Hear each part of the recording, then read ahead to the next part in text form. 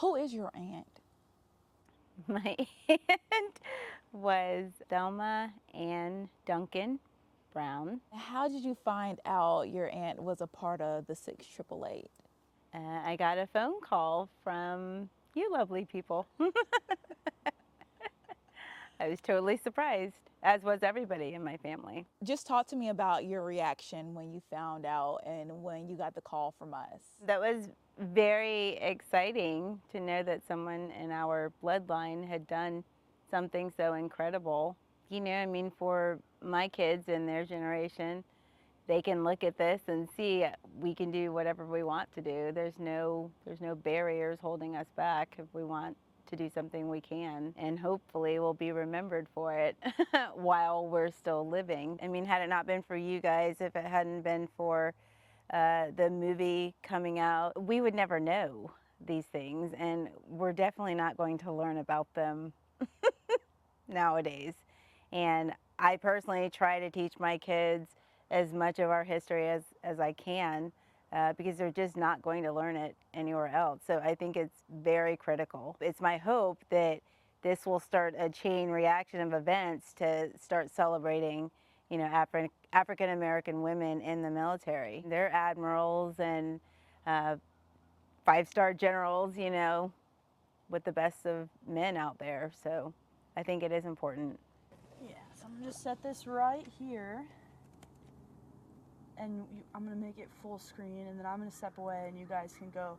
So I don't know if Thelma's gonna be in any of these photos. I tried to find as many as I could, but I'll let you guys kind of look through it here. See, this would be like in the mail room. Wow. Yeah. And then you can just click through. Very cool. It's like everything's still in black and white. Wow. That's so cool. Look at that. And they were like so perfect, like Yeah. everything down to a T. Chris, Yes. seeing these photos, how do you feel? Proud. Proud that my women of color did such an amazing feat and that they're finally getting recognition for it. Do you feel nowadays could we do something like that? You know, completing a job in 3 months? With humans, I think that it would be challenging, but you know, with all this technology that we have now, I'm not sure that it would be authentic. But I think that we have so many systems in place now that they probably could. But if you just said, "Here's 200 people with 1 million pieces of mail to sort," absolutely not. I don't think they could. I don't think we could do it. Oh, look at the snow. Yeah, I think people would quit these days. They would, No you know. heat.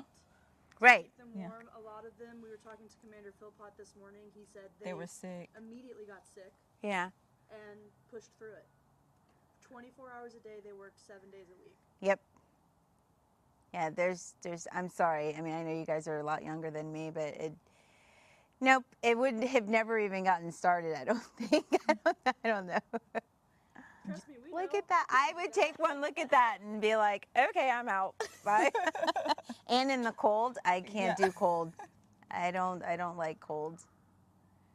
Just That's knowing a little incredible. bit and seeing a little bit of what they went through, and now looking at these photos of them, like pretty much in all the photos, they're smiling. Right.